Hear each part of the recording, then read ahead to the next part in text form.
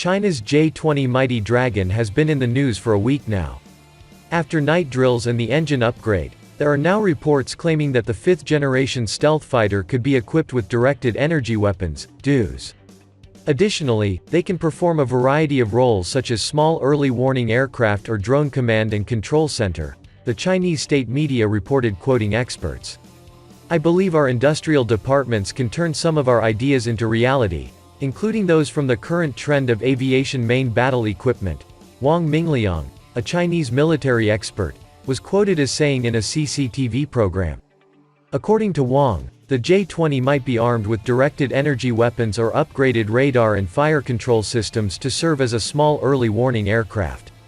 The aircraft might also become capable of autonomous flight, said Wang, noting that the J-20 could undertake coordinated operations with drones by leading or commanding a drone swarm in combat. China was developing an airborne laser attack pod, according to official television CCTV in early 2020.